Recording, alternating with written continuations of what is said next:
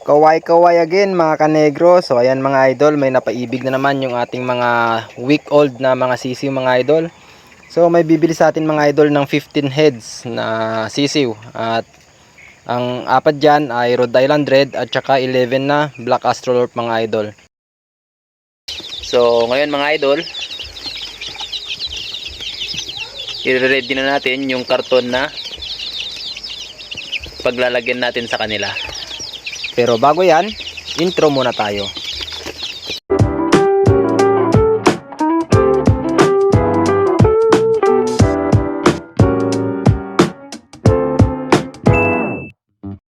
Ayan mga kanegro, may nakanda ng karton dito mga idol.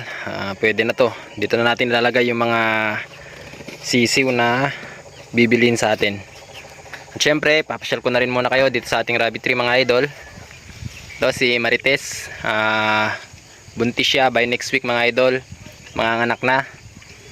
Ito naman si Mixie. Si Mixie nako po, nanganganak ng isa pero kinain niya. Ito, wala pang pangalan to mga idol, pero may anak na siyang 2, 4, 6 heads na kits ang meron siya mga idol. Ayan, si Nardo, back natin.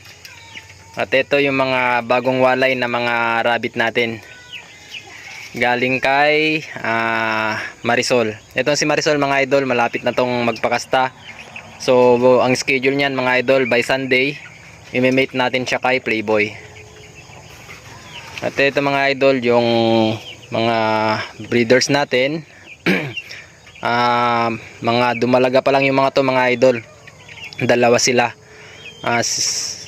Ito by last week of February pa sila magpapakasta mga idol, or by last week of February ko pa sila ipapakasta mga idol, kasi for now 5 months pa lang nila mga idol.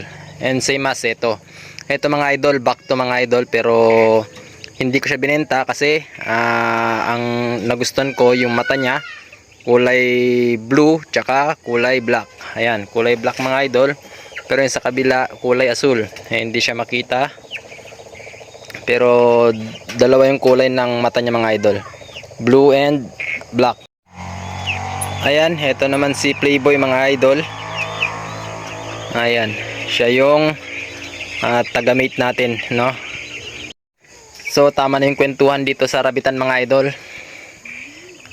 I-ready na natin yung karton. Tara.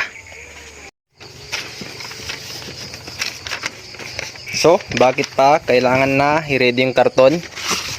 Pwede namang ipasok agad yung mga sisiw. Sa atin mga idol, ilalagyan muna natin to ng papel. At syempre, naglalagay tayo ng ipa.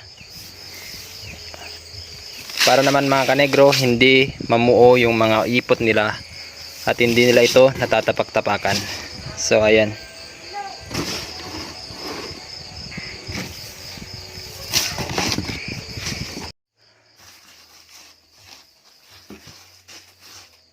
Ayan mga kanegro. Next is, bubutasan na lang natin tong karton mga idol. At para hindi ko makalimutan mga idol, ay nagsupot na rin ako ng asola at ibibigay natin to sa ating buyer mga idol.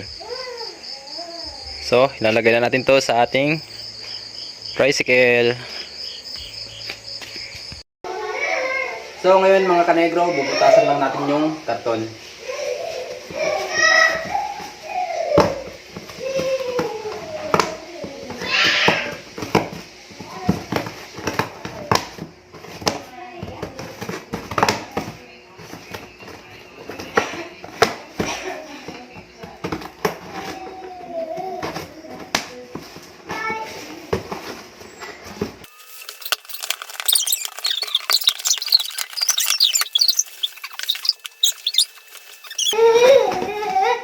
So ayan mga kanegro, okay na po yung karton. See you tomorrow. 6 hours later. Bago tayo mag-deliver mga idol ng mga sisiw ngayong araw, ay morning routine muna tayo. Yan mga idol, yung mga baboy natin. Yan, nilinisan na nila to mga idol. Dati madamo to.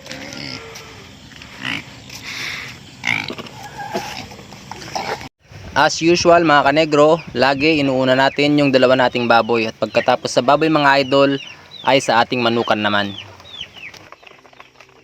So ngayong araw mga kanegro, sa ating mga breeders ay solo feeds na muna yung ating ipapatuka sa kanila. Ito naman mga kanegro, yung mga bagong lipat na sisiw natin dito. Ayan, buti na lang masigla sila mga idol. May nakawala pa nga, nasa kabila. Pasok.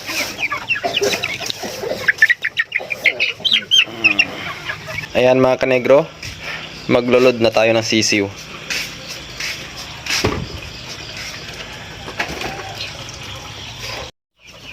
Yo. 11 Black Astrolorp and 4 Rhode Island Red.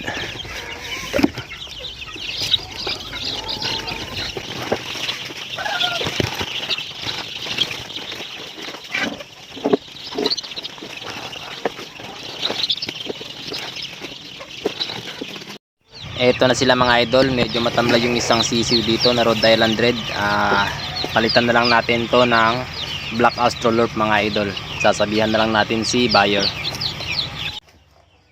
Sa pagkakataong ito, sinelyuhan ko na yung karton mga idol. Pagkatapos nyan ay binaliktad ko muna ang mga itlog sa incubator bago tayo gumayak.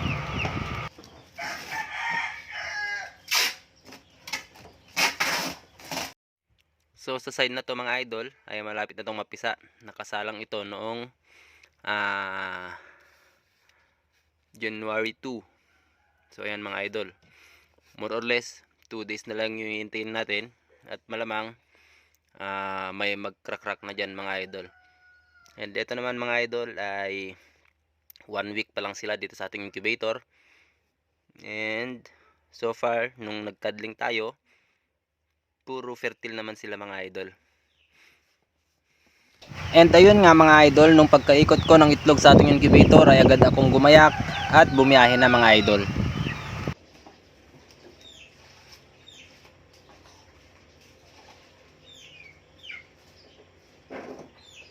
Ride safe na lang sa akin. Meanwhile,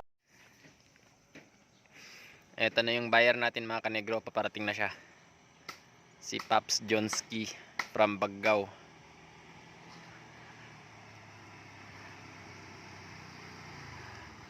Ayan. Ayan mga kanegro, si Pops Jonski, formerly kagrupo ko sa United Clickers Club Philippines mga idol. Siya yung bibili ng ating mga sisiw. Pa-shoutout naman mga idol, Pops Jones. Shout out sa mga parang siyang nag-aalaga ng manok. Ayan mga idol. Pagkatapos nga ng maiksing kwentuhan mga idol ay ito na yung pinaka-exciting part. Siyempre, ang bayaran. Ayan mga idol. May pandagdag na tayo sa kukunin nating mga breeders ngayong araw mga idol. Nung umalis na si buyer mga idol, ako naman ay pumunta kina Kuya Balong dahil may ibibigay siyang rabbit sa akin. Samahan niyo ako mga idol. Nandito na tayo mga kanegro. So kukunin lang natin yung rabbit mga idol. Yan. Dito ang alaga ni Kuya Balong ay mga Texas naman, panabong.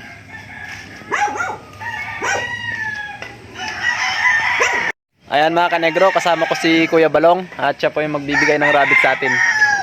Ayan mga idol, ito po yung rabbit niya. And male. Female.